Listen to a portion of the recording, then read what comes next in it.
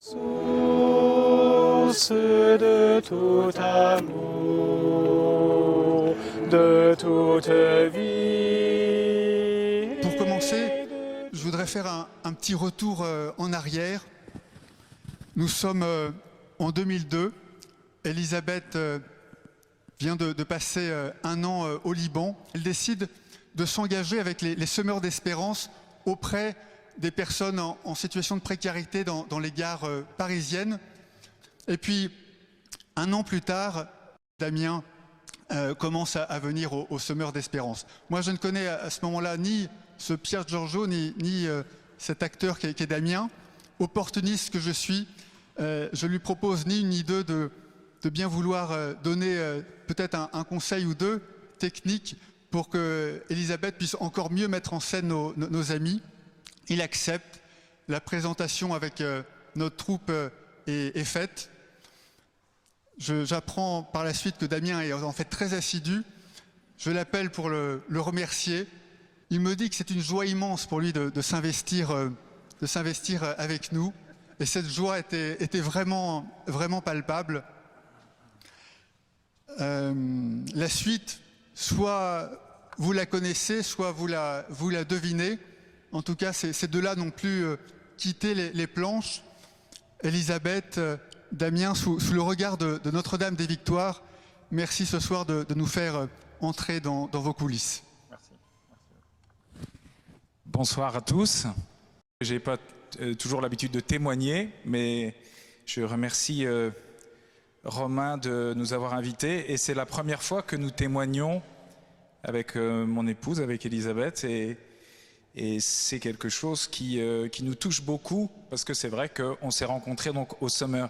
Ce que je dois vous apporter une petite précision. J'avais 30 ans et je sortais d'une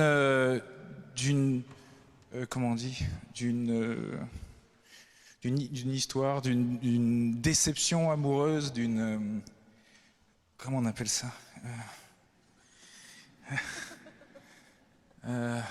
Ouais, enfin bon, ouais, déception, voilà. Ouais. Et en fait, c'était une histoire. J'y avais mis tout mon cœur. Je croyais que j'allais me marier, et puis j'étais convaincu. Et tout d'un coup, j'ai été convaincu du contraire, c'est-à-dire que je n'allais pas me marier avec cette personne. Et là, je me suis vraiment effondré intérieurement. Et je me suis dit, oh là là, il va me falloir 2-3 années pour que je m'en remette, parce que je suis... mon petit cœur est en miettes. Et en fait, je me suis dit, eh bien non, je ne vais pas me laisser avoir, je vais user de volonté. Et je ne vais pas mettre 2 années, ou 3, ou 4, ou 10 à me remettre de cette histoire. Se tromper dans la vie, ça arrive. Eh bien, on ne va pas s'appesantir là-dessus. Et on repart à l'attaque, on repart au combat. Donc quand je suis arrivé au Summer, j'étais parti à la chasse en fait. J'avais soif de rencontrer ma femme, plus soif de rencontrer ma femme que de donner des cafés aux clochards, aux gens de la rue. Et donc, je ne faisais que regarder, je me souviens très bien, il y avait un monsieur qui me parlait et j'essayais d'échanger avec lui, mais moi je regardais toutes les jeunes et jolies filles qui travaillaient au Summer. Et bien sûr, à un moment donné, j'ai été arrêté par Elisabeth parce qu'elle était tellement joyeuse et tellement naturelle avec les gens de la rue. Je me suis dit, ah, cette personne vraiment, elle a quelque chose, elle était bien dans ses baskets, comme on dit. Et alors, j'essaye de m'approcher, puis là, on me dit qu'elle fait du théâtre. Alors là, je dis bingo, là. Là, j'étais sûr que, bon, ça allait pas être très compliqué de se revoir. Et effectivement, j'ai fait tout ce que j'ai pu. J'ai même décalé des tournées, enfin j'ai fait vraiment tout ce qui était possible en mon pouvoir pour me retrouver le mercredi soir avec Elisabeth et lui faire des cours de théâtre de façon très privée, très privilégiée. Et donc ça, juste pour vous donner une petite ordre d'idée, c'était 2 mois après la rupture, la déception amoureuse, qui était une vraie déception. C'était juste 2 mois après. Donc j'étais vaillant, quoi. Je voulais pas me laisser abattre. Voilà. Et du coup, voilà. Bah, vas-y, je te laisse parler. Merci. Alors effectivement, je n'avais jamais fait de théâtre avant, de donner ces ateliers. Et je m'étais dit, j'ai déjà été cheftaine, ça doit pas être très compliqué de faire des petits ateliers de paraboles. Essayons. Et quand Damien effectivement m'a proposé son aide, j'ai accepté. Et puis donc on s'est vu une première fois. Et puis la deuxième fois, il m'a écrit son portable sur un petit morceau de papier. Et puis je suis rentrée à la maison et la première chose que j'ai fait, c'est que j'ai jeté le papier. Je me suis dit, ce monsieur-là, appeler quelqu'un que un jeune homme que je ne connais pas, c'est pas du tout dans mes habitudes. Et puis non. Donc j'ai jeté le papier et je me suis dit, il est très gentil. Il m'a filé trois idées d'exercice, mais ça s'arrêtera là. Sauf que Damien savait que mes cours de théâtre avaient lieu tous les mercredis soirs dans l'église, dans la salle paroissiale de Saint-Séverin, et que donc le mercredi suivant, il s'est pointé à la salle.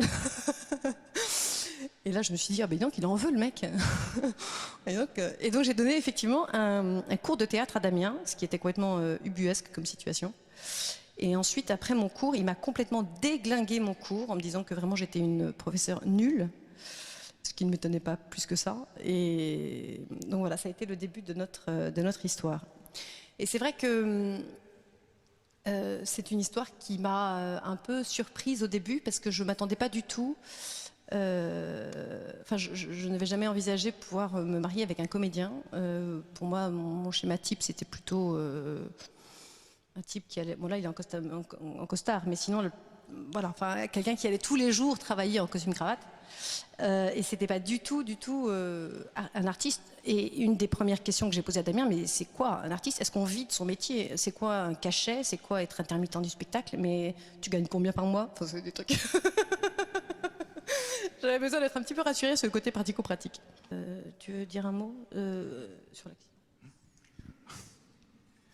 Oui, ça a été compliqué parce que... alors on a fait comme tout le monde, enfin ce qu'on nous avait conseillé, c'est-à-dire qu'on a suivi un parcours école de vie conjugale pour se marier. Et le problème...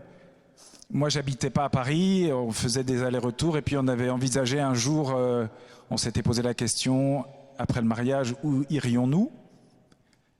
Et un jour, nous avons, en rentrant comme ça tard le soir, après avoir visité un lieu, c'était à Nantes, nous avons eu un très très grave accident de voiture. On a fait 15 tonneaux sur l'autoroute. Bon, on en a fait...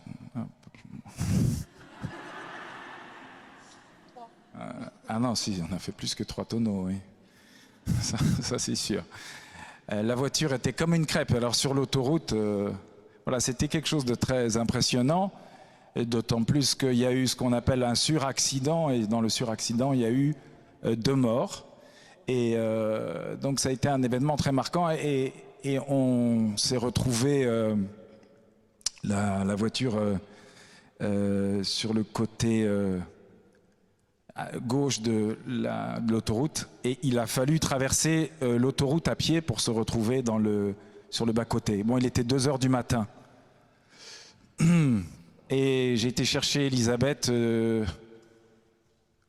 voilà, dans la voiture. On est sorti et en traversant la route à 2h du matin, cette autoroute, Elisabeth me dit « J'ai oublié mon sac ». Je lui ai dit, c'est pas grave. Je pense que tu peux laisser ton sac là où il est.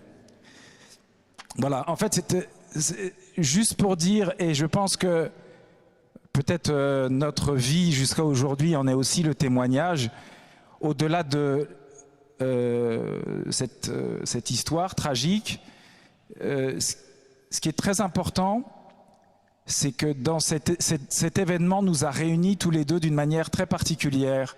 Ça nous a appris, en fait, cette épreuve, l'un et l'autre, nous avons réagi de façon tout à fait différente.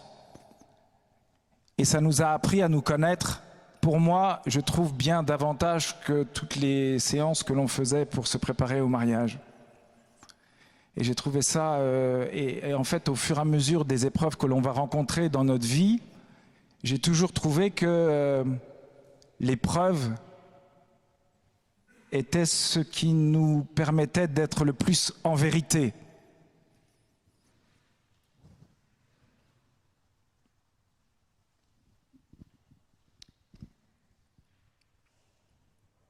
On a eu aussi des fiançailles un peu compliquées parce que mes parents ont été un petit peu surpris par mon choix.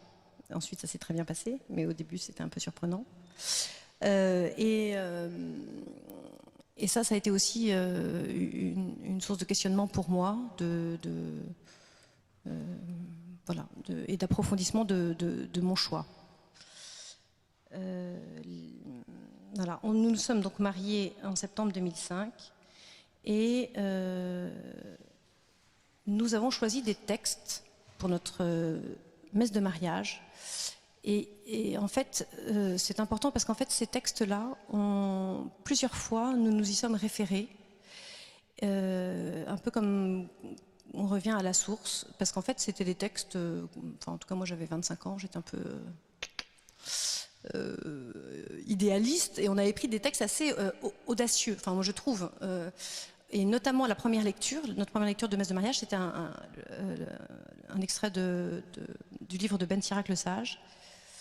On avait tous les deux vraiment l'envie de mettre Dieu au centre de notre vie de couple, mais aussi de notre vie professionnelle, dans la mesure du possible, essayer vraiment d'avoir une vie un peu engagée. Et surtout Damien qui était comédien. Et on a pris comme texte un texte qui commence par « Mon fils, si tu prétends servir le Seigneur, prépare-toi à l'épreuve. Fais-toi un cœur droit. Au jour de l'adversité, ne te tourmente pas. De même que l'or se vérifie par le feu, de même l'homme agréable à Dieu par le creuset de la pauvreté. Je de mémoire. Et donc, alors il y a eu ensuite le texte, le psaume du bon berger, je le dis quand même, parce que bon, qui aujourd'hui prend une dimension particulière, puisque c'est quand même si tu traverses les ravins de la mort, tu ne crains aucun mal. Et enfin, l'évangile, c'était les disciples d'Emmaüs.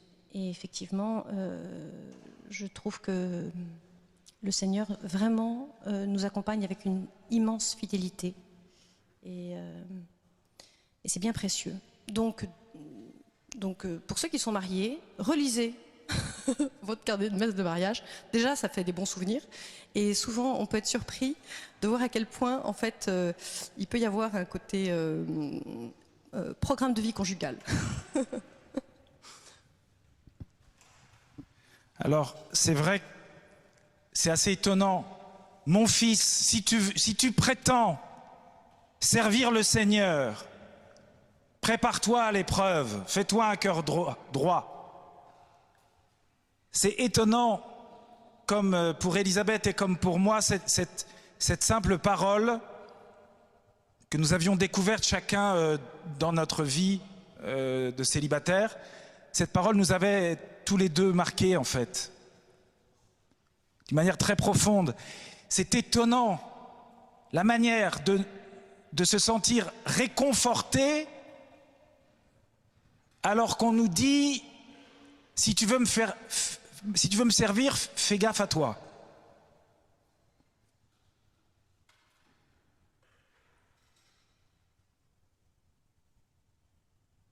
Et non seulement ça réconforte, mais en plus ça donne encore plus l'envie d'y aller. Ça, c'est fou.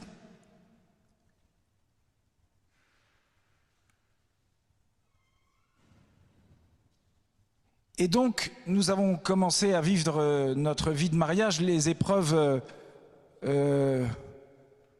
sont pas venus tout de suite. Mais si, tu trouves? Peut-être plus rapidement que... Mais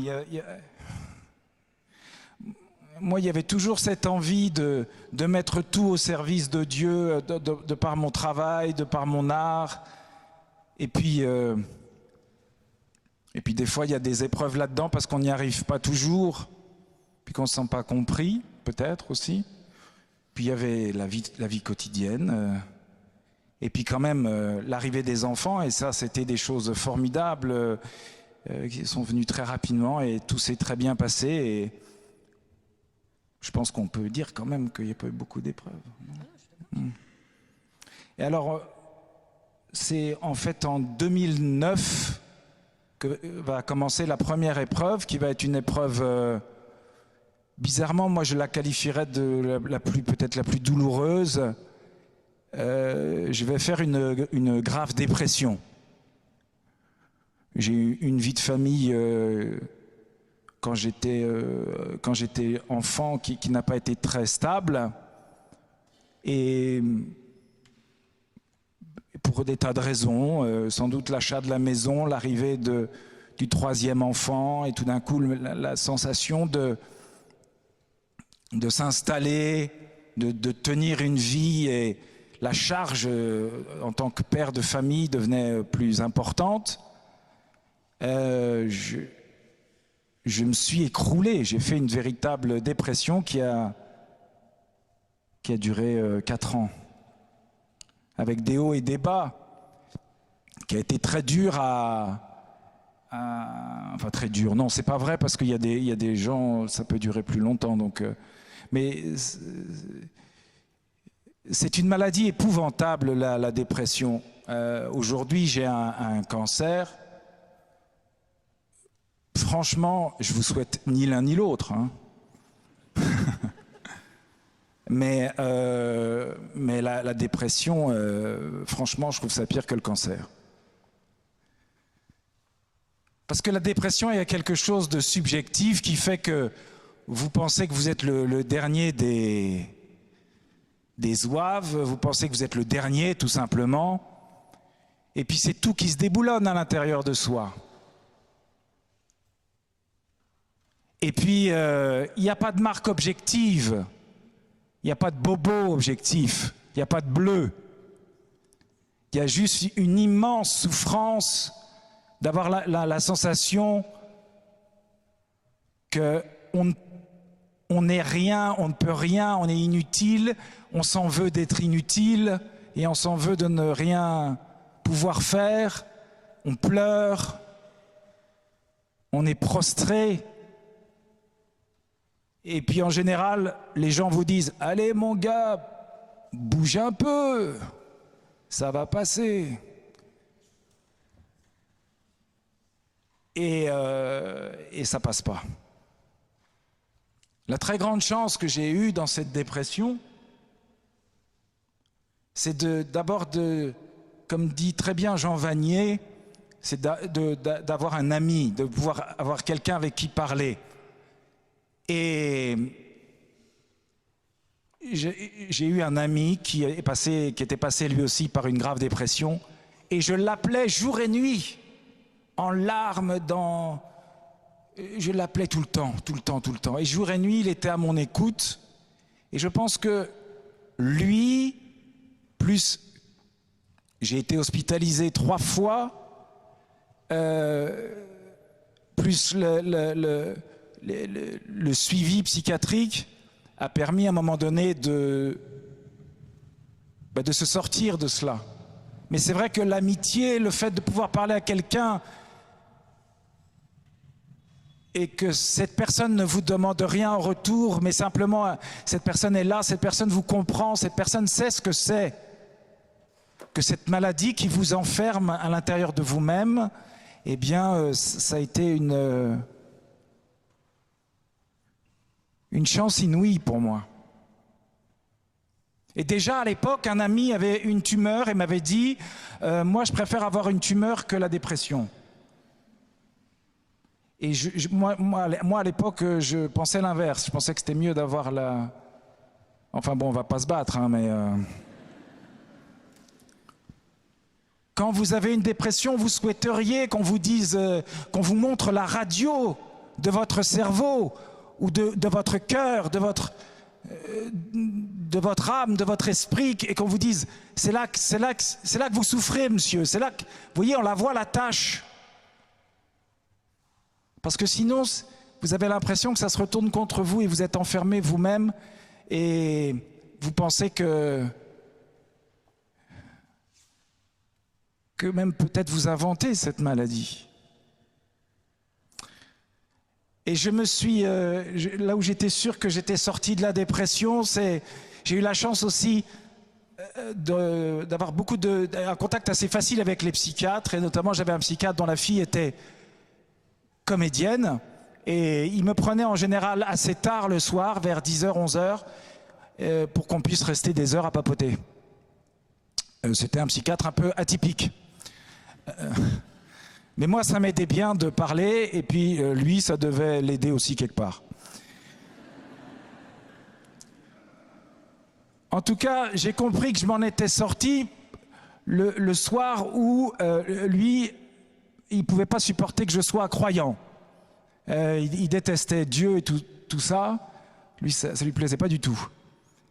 Mais un soir, je ne sais pas pourquoi, moi j'avais plus grand chose à dire, et c'est lui qui a commencé à me dire, eh bien vous savez, un jour, avec ma femme, j'ai eu une émotion en passant devant une église. Nous étions en Tchécoslovaquie, nous sommes rentrés dans l'église, et me dit-il, j'ai eu une émotion religieuse, et il se met à pleurer. En me disant ça, j'ai eu une émotion religieuse, et les larmes qui coulent. Il s'arrête de pleurer, il se mouche, il me regarde et il me dit, je vous dois combien?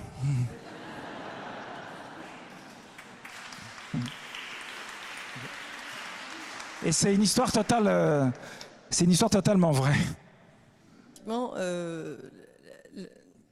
pour juste dire quelques mots par rapport à cet épisode qui a été un peu compliqué et pénible, j'attendais à ce moment-là notre troisième enfant, lorsque la dépression a commencé à prendre un peu plus forte. Et Damien, effectivement, a été hospitalisé la première fois quand notre troisième enfant avait 6 mois.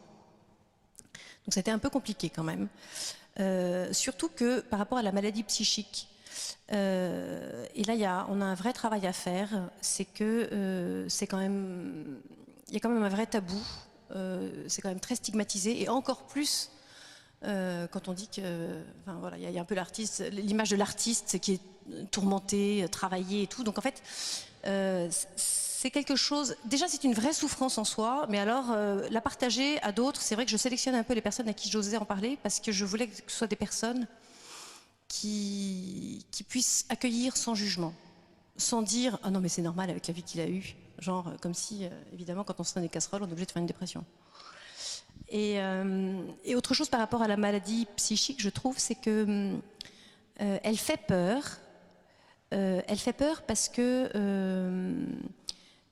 c'est le côté excessif, c'est le côté maladif de beaucoup de nos travers. On peut être déprimé sans forcément faire une dépression. On peut avoir des moments un peu excités sans forcément être dans une période maniaque. On peut vouloir se prendre un verre de Porto le soir en rentrant tout seul, sans forcément être alcoolique. Et il y a... en fait, je ne me suis pas présentée, mais en fait, je travaille à l'Arche, donc à Compiègne, qui accueille des personnes avec un handicap mental. Et c'est vrai que je voyais bien la différence, parce que il n'y a pas d'identification possible. Quand on partage un repas avec dans un foyer de l'Arche, on vit des moments très forts, on a de réels moments d'amitié, de fête. Mais il n'y a pas d'identification possible. Avec quelqu'un qui souffre d'une maladie psychique, d'un handicap psychique, la personne peut être un peu un miroir. Tout le monde peut basculer à un moment donné ou à un autre dans la dépression. Et il y a cette peur de dire, ben lui, il est tombé là-dedans. Et ça, je trouve que faut accepter, en fait, pour moi qui ne connaissais pas du tout la dépression, la maladie psychique, la souffrance psychique, il faut accepter cet effet de miroir et la fragilité que ça nous renvoie. Et je pense particulièrement, en tout cas pour moi, dans les mois qui ont suivi les hospitalisations de Damien, je suis tombée dans le travers de vouloir le surveiller, le fliquer. Damien m'appelait son petit gendarme, ce qui me mettait dans un état... J'étais furieuse. Mais en fait, c'était pas sain du tout. C'était usant pour moi, c'était complètement oppressant pour Damien, et surtout c'était un poison pour notre couple. Et donc il a fallu que ça a été une de mes résolutions, c'est d'essayer de faire de moindres remarques à Damien, essayer de le laisser vivre sa vie sans toujours avoir à surveiller dans quel moment il serait plutôt bas ou au contraire trop excité. Enfin, et ça demande beaucoup de lâcher prise. Et on se sent vraiment pauvre. En fait, toute maladie psychique, que ce soit la dépression ou quelle qu'elle soit, c'est une maladie aussi de la relation à l'autre. Et dans le couple, forcément, le noyau, c'est quand même la relation. Et là, il y a une vraie... le lien conjugal, en tout cas pour nous, a été quand même assez... a pris des coups. A pris des coups. Il y avait aussi le fait que cette instabilité de l'humeur, et ça c'est un côté positif, nous met dans une profonde joie de vivre l'instant présent.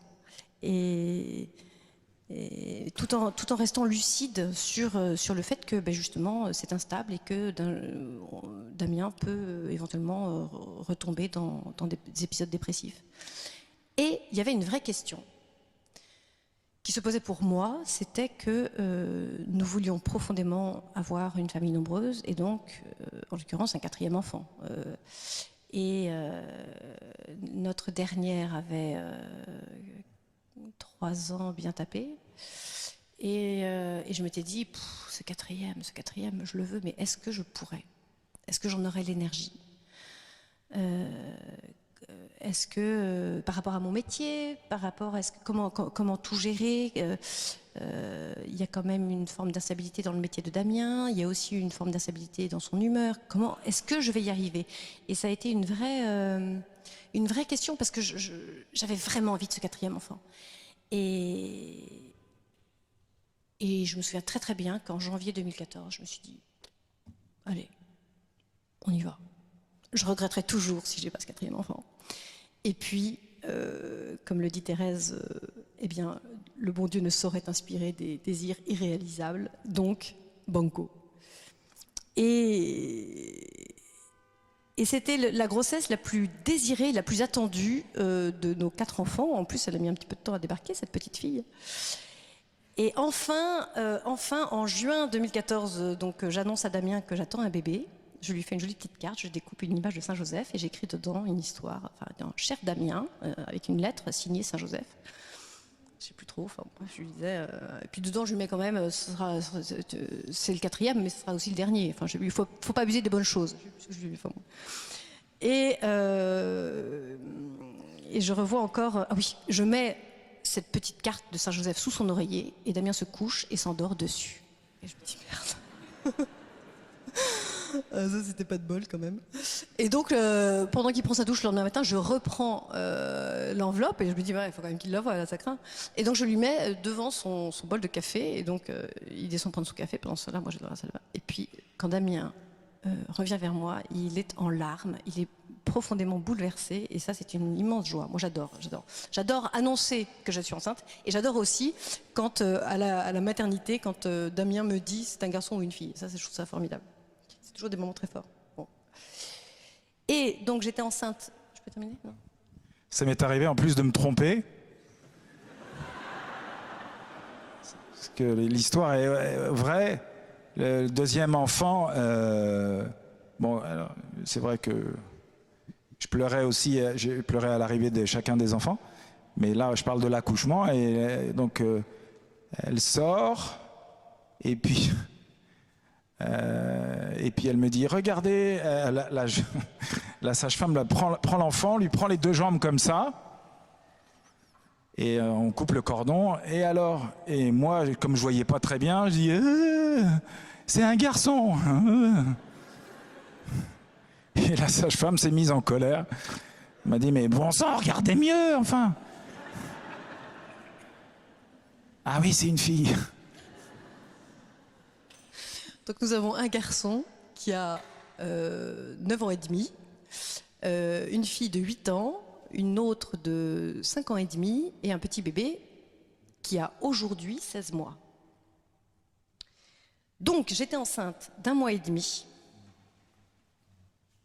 lorsque Damien m'appelle, il était au Festival d'Avignon, il m'appelle en me disant « Elisabeth, j'ai un cancer ». Et là, avant de passer le micro à Damien, je voulais juste dire qu'en fait, ça a été un gros choc. Quelques jours après, j'ai commencé à le dire à 2 ou 3 personnes, des frères et sœurs ou des parents, je ne sais plus, enfin, en tout cas de ma famille très très proche. Et après, je me suis dit, arrêtons, stop, je suis enceinte. Je n'ai pas envie que les gens se disent, ah mon Dieu, et en plus elle est enceinte. Donc, je me suis dit, arrêtons la communication, attendons un petit peu, annonçons d'abord la grossesse, parce que c'est une vraie joie et que j'ai besoin que les gens se réjouissent. Et puis 10 minutes après, dans le courant de la discussion, à propos, j'ai oublié de vous dire. Mais j'avais besoin de me nourrir de cette joie, parce que pour moi c'était une joie profonde d'être enceinte. Et donc voilà, donc j'ai fait une marche arrière totale dans ma communication, et nous avons annoncé cette grossesse en fait très très tôt. Mais tout s'est bien passé. Oui, alors donc moi j'ai eu le droit au gros lot, hein, parce que après la dépression, le cancer, je ne sais pas ce qu'on peut me souhaiter de mieux ensuite. Je vois pas grand-chose de... Hein, bon, je pense que ça suffit là. Donc effectivement, au mois de juillet à Avignon, j'étais en train d'apprendre un texte et tout d'un coup, je me mets la main sur l'œil droit. Et je vois que le texte disparaît. Je ne vois plus le texte. Alors j'appelle une ophtalmo qui me dit rendez-vous dans 3 mois. Ben, je dis mais non, mais là je suis au Festival d'Avignon. Je vais m'en aller. Ah oui, mais il n'y a pas de place. Bon. Donc j'appelle une autre ophtalmo et je dis attendez, je vous explique juste ce que j'ai. Je ne vois plus rien d'un œil. Enfin, c'est coupé, ma vision est coupée. Vous venez tout de suite. Rendez-vous à 17h. En fait, au vu de ce que j'avais annoncé, j'avais ce qu'on appelle un décollement de la rétine. Et donc, je tombe sur une ophtalmo absolument extraordinaire qui avait prévu de me recoudre la rétine le lendemain, parce qu'ayant entendu le diagnostic, enfin le fait que je ne voyais plus de la moitié de mon œil, c'était sûr que c'était ça. Et effectivement, mais le problème c'est pas ça, c'est que derrière, vous avez ce qu'on appelle un mélanome qui pousse cette rétine. Et ce mélanome, si je vous recouds la rétine, eh ben ce mélanome de toute façon va continuer à pousser. Alors je dis, c'est quoi mélanome? Mélanome, c'est ce mélanome. Et donc je lâche le mot, parce que c'est un mot qui est mis à rude épreuve. Je dis, c'est donc un cancer. Et elle me fait, ce qui voulait dire oui. Parce qu'elle n'osait pas prononcer ce mot-là. Mais quelque chose de très amusant, c'est qu'elle m'a dit, je vous ai fait une ordonnance, vous êtes astigmate. En plus de cet œil-là, mais a priori, vous n'aurez pas besoin de l'ordonnance. Et donc, tout va très vite. Elle me dit... Pardon? Ah oui, elle ne m'a pas fait payer, oui, ça m'a beaucoup touché. Ça, c'est un des trucs qui m'a le plus touché, ouais. Parce que ça coûte cher, les ophtalmos. Et j'y étais jamais allé, enfin quasiment jamais. Ouais. Elle me dit, non, non, vous allez prendre l'air là, vous allez prendre l'air, monsieur. Et elle me dit, j'appelle Curie, l'hôpital Curie, c'est le seul endroit en France où vous pouvez être soigné pour un cancer de votre type, puisque vous êtes à peu près 600 heureux élus en France, en tout cas, à avoir ce type de cancer, ce qui est parce que c'est un cancer très rare et personne ne le soigne. Et Curie sont des spécialistes. Et il se trouve que ça tombe bien, Curie me donne rendez-vous à la fin du Festival d'Avignon, donc je n'avais rien à annuler. Et j'ai continué à jouer. Et il y a eu ma fille qui un jour a eu la jambe cassée. On l'emmène à l'hôpital, etc. J'étais pas là, donc j'étais à Avignon. Et j'étais plus effondré de voir que ma fille avait la jambe cassée que d'avoir un cancer à l'œil. C'est quelqu'un qui me l'avait fait remarquer à ce moment-là, qui m'a dit, mais tu te rends compte, tu es dans un état épouvantable, alors que c'est juste une jambe cassée, et toi, tu as un cancer à l'œil, et visiblement, c'est pas bien, quoi. Mais c'est comme ça. C'est très étrange, mais j'ai pris cette épreuve comme un cadeau. Comme un cadeau qui m'était fait.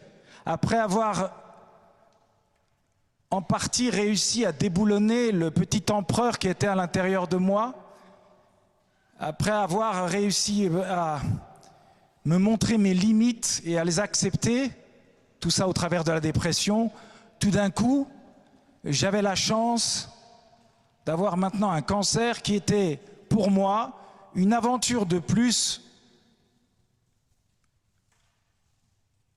à vivre avec le bon Dieu et avec mon épouse et mes enfants. Et donc j'ai pris ça comme un cadeau.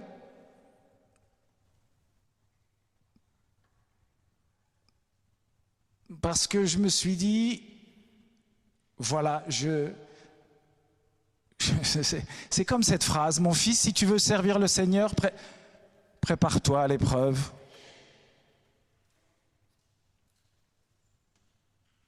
Il y avait Thérèse d'Avila qui disait, quand elle était tombée dans la boue, vous connaissez tous cette histoire, elle tombe dans la boue et elle dit au Seigneur, ne t'étonne pas d'avoir si peu d'amis si tu les traites ainsi. Eh bien, je ne suis pas d'accord avec elle. D'abord, peut-être parce que finalement, je n'ai pas l'impression d'être maltraité, même si on pourrait le laisser croire. Et parce que je trouve que le cadeau, finalement, peut-être le plus grand, c'est de se savoir aimer de Dieu, de pouvoir l'aimer en retour et d'aimer tous ceux qui nous sont donnés. Et si on avance dans ce chemin-là, alors qu'on se casse une jambe, qu'on ait un œil en moins, un bras en moins ou un cancer, tout ce que vous voulez, quand même, pour moi, ça vaut le coup. Ça vaut le coup d'avoir un œil en moins si ça me fait grandir dans mon amour pour ma femme, pour mes enfants et pour Dieu. Et puis là, c'est tangible, là, le cancer. Le rendez-vous le 28 juillet, où elle me dit, voilà, vous n'allez pas pouvoir, je ne vais pas pouvoir garder votre œil. Bon, ça, je dois vous avouer, vous ne faites pas le malin. Je m'en étais un peu douté, on s'était préparé à tout cela. Bon, quand on vous annonce cette nouvelle, ouais, vous n'êtes pas bien dans vos baskets. Et je me suis levé, alors elle circulait, et j'ai voulu partir, puis je me suis retrouvé face au mur. Puis je me suis dit, bon, qu'est-ce que je vais faire maintenant? Je suis un peu idiot là. Je ne vais pas m'en aller quand même, je ne vais pas fuir. Et puis voilà, et puis 10 jours plus tard, il m'opérait.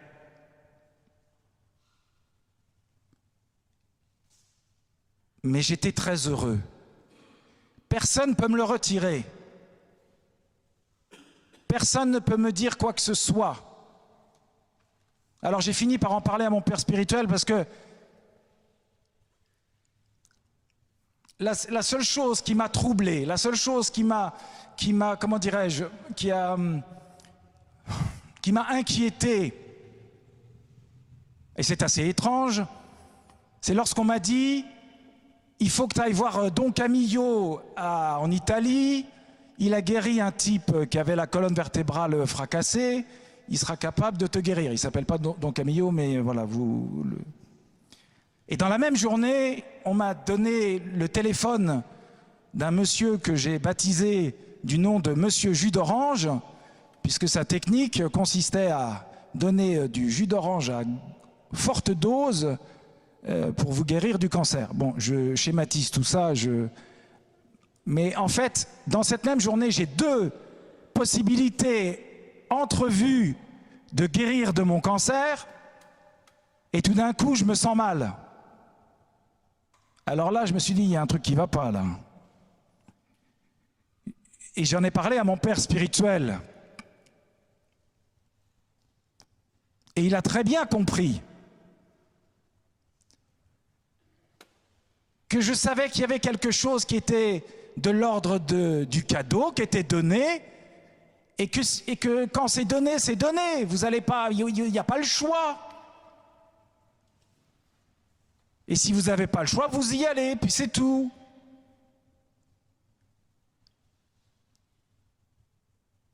J'étais pas heureux qu'on me retire un œil. J'étais heureux de vivre tout ça avec le bon Dieu. Et heureux parce qu'au travers de tout cela, je voyais, je sentais tellement la présence et sa présence et son amour. Tu veux dire un truc ou... Ah, sinon, comme tu veux. Si tu veux. Tu m'arrêtes. Hein. Et alors, il y a des gens qui ont compris, puis il y a des gens qui n'ont pas compris, mais c'est pas grave. Même encore aujourd'hui. Et puis, forcément, tout ça a renforcé nos liens. Alors, il n'y a rien de plus beau. Vous savez, tous ceux qui sont mariés, toutes nos petites histoires sont bien pauvres quand on est face à des grands événements, des grandes épreuves. Et c'est vrai que je préférais 100 000 fois que ça m'arrive à moi plutôt qu'à mes enfants. Et je peux considérer que c'est un cadeau pour moi, je ne considérerais pas que ce soit un cadeau pour mes enfants. Vous comprenez? Je peux le dire pour moi. Et j'ai eu ce qu'on appelle, après cette opération, ce qu'on appelle une chimiothérapie adjuvante, qui devait donc empêcher les métastases de passer au foie, parce qu'il y a un lien entre l'œil et le foie. Et donc, voilà, j'ai fait 6 mois cette chimio, et puis il y avait rien, on n'a rien vu, il n'y avait pas de métastases.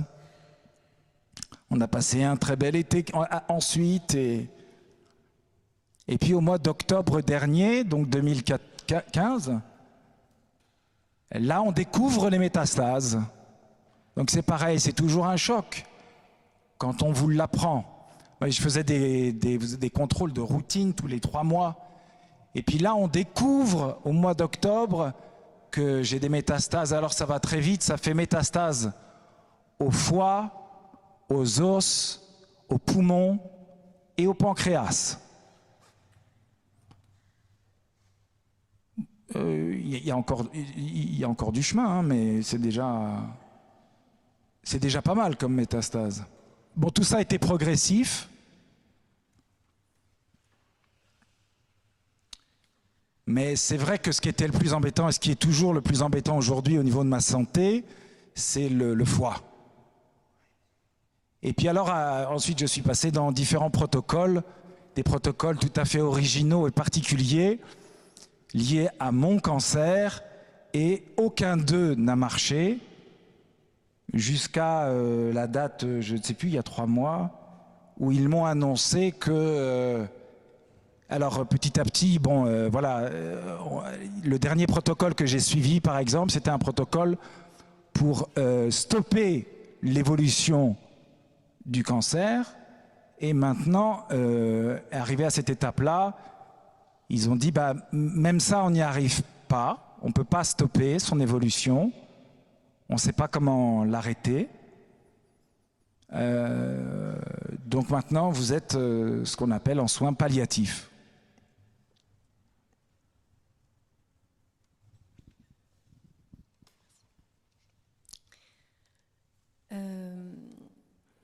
Juste deux mots sur cette nouvelle épreuve de la maladie. On pensait vraiment qu'une fois que Damien avait été opéré de l'œil et qu'il avait eu sa chimio préventive, là, que c'était fini. La dernière séance de chimio a eu lieu 15 jours après la naissance de Louise, notre 4e. Et pour moi, c'était, enfin, on savait qu'il y avait encore une surveillance, mais en tout cas, le gros était derrière nous. Et surtout que l'Institut Curie, l'oncologue avait été extrêmement clair. Elle avait dit, écoutez, en fait, le risque de métastase est faible, il est minoritaire. En revanche, quand il apparaît, aujourd'hui, la médecine ne sait pas guérir. Donc, il y a, je ne sais pas combien, 30% de risque de métastase. Mais, et donc, vous avez grosso modo 70% de chances que c'est bon, on n'en parle plus, c'est fini. Donc, on était resté quand même sur quelque chose de plutôt positif. Et donc, le 2 octobre, nous apprenons que Damien a des métastases. Et je me rappelle de cette rencontre parce que le médecin a été un peu flou sur... elle a dit à Damien, bon, on va essayer la chimio, mais elle ne fonctionne pas très bien, etc. Et puis après, on s'est retrouvés, Damien et moi, dans un café, en disant, mais je ne comprends pas, elle n'a pas été claire. Damien me dit, mais je ne comprends pas, le médecin n'a pas été clair. Quelle sera l'alternative à la chimio si ça ne marche pas? Et là, je pense que j'ai dit une des phrases que j'ai trouvées le plus difficile à dire dans toute ma vie, de tout mon mariage, c'est Damien, ton pronostic vital est engagé. Et ça a été vraiment, j'ai eu le sentiment, et en fait, Damien a accusé le coup, vraiment, mais en fait, paradoxalement, il avait aussi besoin d'entendre ça, parce que le médecin était un peu ambigu, tournait un peu autour du pot, n'était pas très clair, et en fait, il fallait que les choses soient dites. Il fallait que les choses soient dites et que ce soit clair. L'autre chose, c'était par rapport aux enfants. J'avais trouvé extrêmement difficile d'expliquer à 2 enfants de 5 et 3 ans que leur papa est hospitalisé pour dépression. J'avais trouvé ça vraiment difficile de leur dire, ben voilà, papa a des pensées tristes dans la tête. Mais j'ai trouvé que l'expression pensée triste était complètement foireux, parce qu'ils peuvent être tristes sans forcément aller à l'hôpital. J'étais un peu perplexe. Je savais qu'il fallait que je leur en parle, parce que ça impactait quand même bien notre vie familiale, mais je n'avais pas trouvé les mots. Par rapport au cancer, j'ai trouvé ça quand même beaucoup plus facile. Lorsque Damien m'a annoncé ça, il était au Festival d'Avignon. J'ai dû en parler aux enfants, leur dire, ben voilà, papa a un problème à l'œil, il va peut-être porter des lunettes, mais non, finalement c'est trop grave. On va lui enlever l'œil, et en fait il aura un œil de pirate. Et en fait, quand on raconte les choses aux enfants de façon claire, avec des mots simples, ça passe très vite, très bien. Et ensuite, il a fallu expliquer aux enfants les métastases. Alors ça, c'était compliqué, parce que le problème était à l'œil, d'un seul coup, ça avance dans le ventre. Alors ça, c'était un peu étrange pour les enfants. Et on a essayé le plus possible de tenir les enfants informés avec des mots le plus simples possible, surtout au moment de l'arrêt des traitements. Quand les médecins ont dit ben, on arrête la chimio, on ne peut plus rien faire. Que dire aux enfants? Et on a essayé de prendre cette image de la voiture, enfin en tout cas c'est la voiture qui est un électron, enfin qu'on n'arrive pas à arrêter et qui tape à chaque fois dans un poteau électrique, dans un mur, dans je sais pas quoi, et qui à chaque fois abîme le poteau électrique, abîme le mur. Et on disait ben voilà, le cancer de papa il a tapé dans le foie, il a abîmé le foie, il l'a tapé dans. Et puis les médecins essayent de freiner la voiture parce qu'ils savent qu'ils ne peuvent pas l'arrêter. mais à un moment donné, la voiture va faire des dégâts partout. Et on prenait cette image-là, et c'est vrai que... et à un moment donné, avec les enfants, et ça c'est extrêmement déstabilisant, parce que encore avec les adultes, on prend des belles allégories, un jour, quand je ne serai plus là, etc. Damien, il est souvent parti. Alors, si on est le jour où papa sera plus là, c'est complètement faux. Ça marche pas. Donc, et ça, c'est pas facile, mais en fait, les enfants ont besoin de nommer un chat un chat. Et donc, il a fallu dire, eh bien, un jour, le cancer va tuer papa, et puis papa, parler de la mort à des enfants avec des termes qui sont des termes les plus réalistes, qui peuvent paraître crus. Mais un enfant, honnêtement, surtout les nôtres, ils n'ont jamais été confrontés à la mort à part avec un poisson rouge. Et il faut que les choses soient nommées. Et c'est extraordinaire parce que le jour où on a eu cette discussion avec les enfants, et ben, celle de 5 ans et demi, une fois qu'on a fini la phrase, je surveillais les réactions et puis elle a dit « Qu'est-ce qu'on a pour le dessert ?» Et voilà. Et je trouve que c'est... Les choses sont dites. Ça n'évitera sans doute pas de passer par la case psychologue dans quelques temps, j'en sais rien. Mais en tout cas... avoir ce courage de parler simplement aux enfants, et en fait c'est assez libérant pour eux. Oui, mais c'est aussi libérant pour nous qu'on nous dise les choses, parce que je vous donne un autre exemple, je vous donne 2 exemples. Quand ils m'ont retiré l'œil, ils ont analysé la tumeur qui était grosse, qui était importante. Puis donc j'avais rendez-vous avec cette oncologue. Oncologue, c'est cancérologue, quoi, c'est le nouveau mot. Il n'y a plus le mot cancer, toujours. Et je regarde l'oncologue, et donc ça faisait 1 mois que j'avais eu cette opération. Et je lui dis, et j'étais très sincère, je lui dis, donc c'est bien un cancer ce que j'ai.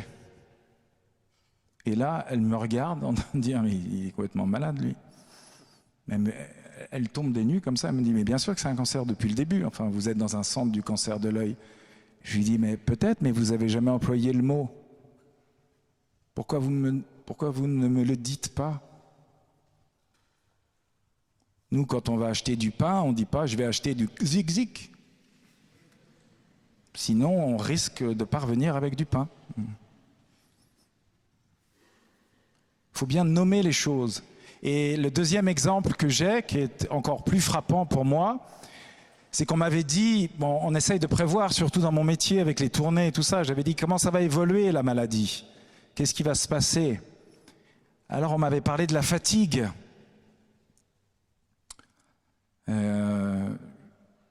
C'est pour ça qu'aujourd'hui je suis en fauteuil aussi, j'ai plus de force. On m'avait parlé beaucoup de la fatigue. Mais on ne m'avait pas dit que j'aurais mal. Et un jour à la maison, j'étais tranquille, allongé dans le lit, et comme si je faisais une sieste, quoi. J'étais en train de... Et j'avais déjà... non, j'avais rien... si, j'avais déjà des traitements pour la douleur. Je prenais 5 mg de morphine le matin et 5 mg le soir. Et déjà, ça me faisait faire ouh. Aujourd'hui, je suis à 110. 110 matin, 110 le soir. Et bon, ça a augmenté assez rapidement les doses, mais à l'époque, c'était ça. Et tout d'un coup, j'ai eu dans mon lit une douleur épouvantable au ventre, mais épouvantable. Elisabeth était à son travail et je lui dis, il faut qu'on aille aux urgences. Je fais une hémorragie interne. Enfin, c'est l'image que j'avais. On file aux urgences, on est pris assez rapidement. Il me donne tout de suite des calmants puissants. Ils font les examens. Ils voient des métastases partout. Ils voient un gros cancer. Mais ils ne voient pas d'hémorragie interne. Alors ils me disent, vous êtes au courant qu'il y a C'est pas joli à l'intérieur, là. Je dis, oui, je suis au courant, mais c'est pas ça qui me fait mal. Et en fait, si, c'était ça. Mais comme personne ne m'avait prévenu, personne ne me l'avait dit, eh bien, j'étais arrivé à l'hôpital en pensant que c'était autre chose. Et c'est pour ça que c'est tellement important de nommer les choses, de ne pas en avoir peur, par étapes. Et donc là, j'ai demandé maintenant quelles vont être les étapes pour que je puisse m'y préparer. Et c'est important. On m'a dit qu'une des étapes qui risque de venir, ça n'est pas encore arrivé, mais c'est notamment d'avoir de la confusion. D'avoir un état confus, ça veut dire, je vois ma femme qui rentre dans la chambre et je lui dis, qu'est-ce que vous faites là, monsieur? Sortez de ce château fort. Bon, ça c'est un état très très confus. Hein, mais... Alors, si moi je ne sais pas, si on ne m'a pas prévenu, si on ne m'a pas dit qu'un jour je pourrais dire ça à ma femme, eh bien, vous imaginez l'état dans lequel on se trouve quand ça vous arrive. Et pareil pour mon épouse, si elle voit ça. Donc le fait de nommer, de savoir les choses en avance, je ne dis pas que ça rassure, mais en tout cas, au moins, on voit les marges de manœuvre que l'on peut avoir.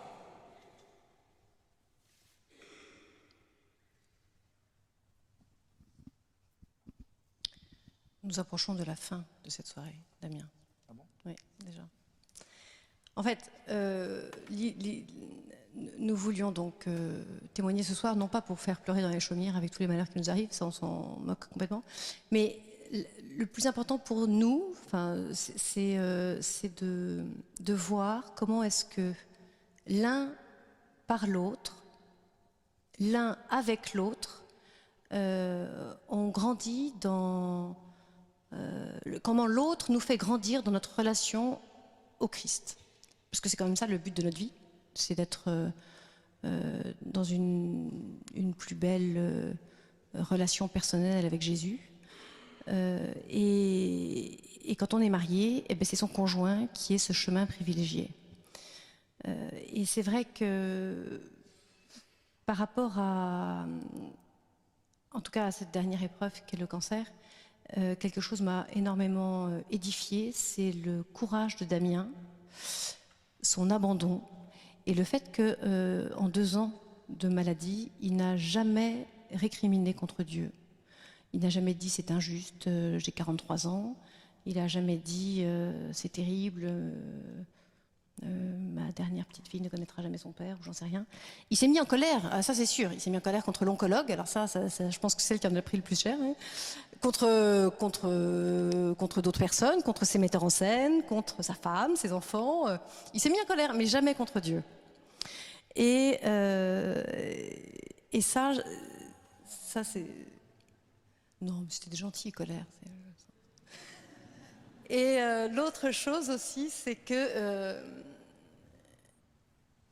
si on accepte d'être un tout petit peu déplacé, ou beaucoup déplacé, on se rend compte que Dieu est extrêmement prévenant, que sa prévenance est très concrète, vraiment concrète, et qu'il est là, et qu'il nous accompagne, et qu'il nous donne la force de surmonter les épreuves. Et je reprends Thérèse, j'aime beaucoup Thérèse, c'est pour ça que je suis contente d'être là ce soir, qui a dit « Comme le bon Dieu est bon et comme il proportionne les épreuves aux forces qu'il nous donne ». Et ça, c'est très juste. C'est-à-dire que le Seigneur nous connaît, il connaît nos capacités, il sait aussi la confiance que l'on met en lui. Et je pense qu'il respecte énormément notre liberté. Et il sait en l'occurrence aujourd'hui, puisque je ne sais pas ce que ce sera demain, mais qu'aujourd'hui en tout cas on ne va pas le lâcher. Et lui non plus ne nous lâchera pas. Et c'est vraiment quelque chose qui me porte énormément, c'est de voir l'action tellement concrète de Dieu et sa prévenance vis-à-vis de nous, vis-à-vis des enfants, par l'intermédiaire de mon travail, par l'intermédiaire, parce que je trouve que l'Arche a été est formidable avec nous, par rapport à la paroisse, par rapport à nos familles, par rapport à nos amis. On se sent extraordinairement porté, et ça, j'en rends profondément grâce. Et même plus que ça, enfin, je trouve que, je ne vais pas rentrer dans tous les détails, mais j'aurais beaucoup d'anecdotes à vous partager sur la prévenance très concrète de Dieu vis-à-vis de nous. L'une des conditions pour vivre ça, c'est de ne pas être dans le déni, ça c'est sûr, mais de ne pas se projeter trop. On a quand même l'obligation de vivre l'aujourd'hui, enfin, de vivre ce qui nous est donné à vivre aujourd'hui. C'est ce qui est dit aussi dans l'Évangile, quand on dit à chaque jour suffit sa peine. Ne vous souciez pas de demain, demain se souciera bien de lui-même. C'est que il y a beaucoup de choses, effectivement, en tout cas pour moi, qui, quand j'y réfléchis, mais c'est absolument vertigineux. Est-ce que je vais pouvoir garder mon travail à l'Arche ? Comment je vais faire dans quelques mois, dans quelques années? Qu'est-ce qui va se passer? Est-ce que je vais rester à Compiègne? Comment je vais faire? Enfin, il y a des questions qui peuvent être vertigineuses, absolument vertigineuses, mais en fait, on s'en fout. Enfin, c'est-à-dire qu'on ne sait pas qu'on s'en fout, c'est qu'elles sont là, ces questions, elles sont derrière. Mais si je les prends maintenant, aujourd'hui, c'est complètement anxiogène. Alors que si je vis l'aujourd'hui avec les difficultés, les épreuves, les souffrances d'aujourd'hui, ben voilà, le Seigneur me donnera la force pour aujourd'hui. Ce qui concerne le futur, ben ça concerne le futur. On va pas se créer des nœuds dans le cerveau sans les nier, mais ça me semble très important de ne pas se projeter dans des souffrances à venir, parce que c'est un piège. Et ce piège-là amène à s'apitoyer sur soi-même. Or, je pense que c'est pas ce qui fait grandir, et c'est pas comme ça qu'on peut porter les choses avec le Seigneur.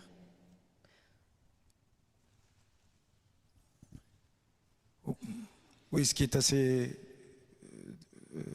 étonnant pour cette année, et pour conclure, c'est que dans mon métier de comédien, cette année, il y a eu beaucoup de demandes, de commandes de spectacles. Et certains ont j'ai dû me retirer parce que ça me demandait trop, je ne pouvais pas les continuer. Puis il y a eu de nouvelles possibilités dans mon métier aussi pour jouer à droite à gauche. Et puis moi j'ai aussi plein d'idées, plein d'envies, plein de projets. Et alors ça c'est chouette les projets, quand même, non? Ouais. Ça c'est chouette d'avoir des projets et ça nous... Et puis, c'est vrai est-ce que ça va se réaliser ou pas? Dieu seul sait. Mais en tout cas, on est heureux aussi parce qu'on a des projets, on essaie de vivre, on est très heureux de vivre aujourd'hui parce que la grâce nous est donnée de vivre ça avec lui, mais on est très heureux d'avoir des projets et même si on ne sait pas où est-ce qu'ils vont aller. Quand Elisabeth dit que j'ai du courage ou que je n'ai pas récriminé ou ceci, cela, une chose très importante, c'est que forcément cette épreuve fait réfléchir, et une des réflexions que j'ai menées, c'était de me dire, au fond, il y a eu ma vie avant de rencontrer Elisabeth au Semeur. Il y a eu ma conversion quand j'ai eu 21 ans. Et puis il y a ma vie depuis maintenant plus de 10 ans qu'on est mariés. Il y a notre vie commune avec les enfants, tout ce qu'on est en train de construire. Et ça, c'est tellement beau, c'est tellement unique. C'est grâce à cela que je tiens, en fait. j'ai pas grand mérite, je n'ai pas grand courage, je n'ai pas grande force, parce que je sais qu'avant de rencontrer Elisabeth, avant de me marier, eh ben, j'étais pas forcément quelqu'un de fidèle quand il y avait des épreuves. J'étais pas forcément quelqu'un de fidèle dans ma vie avec Dieu. Et finalement, Dieu, depuis 10 ans, grâce à Élisabeth, Dieu inscrit son visage en moi. Le visage de Dieu s'inscrit parce que l'amour de Dieu, je le vois au travers de l'amour d'Élisabeth. Aimer un enfant, c'est une grâce, mais c'est pas facile, mais ça vient assez vite, ça vient assez facilement. De s'aimer entre époux est une bataille. Et c'est la plus belle des batailles. Pour moi, j'ai découvert que je n'aurais jamais vécu ce cancer si j'étais seul. Je n'aurais jamais vécu de cette manière si j'avais été seul ou si j'avais été avec quelqu'un d'autre, par exemple, quelqu'un qui aurait été comme la femme de Job, en train de dire renie ton Dieu, mets-toi en colère contre lui.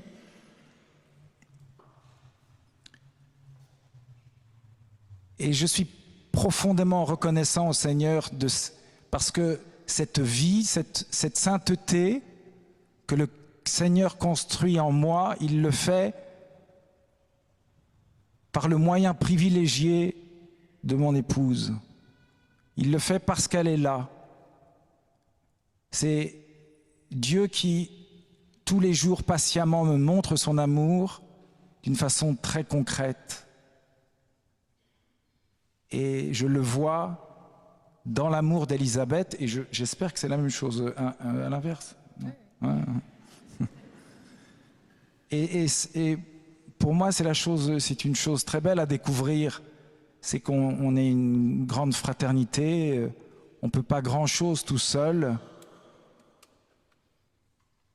mais que, avec l'aide des autres, avec le regard des autres, et si on laisse transparaître cet amour de Dieu que nous recevons, alors notre vie a une si belle saveur. Merci beaucoup, merci beaucoup.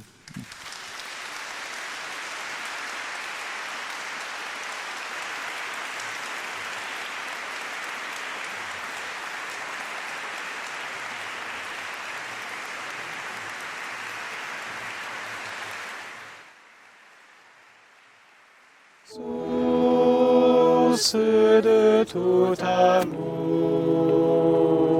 de toute vie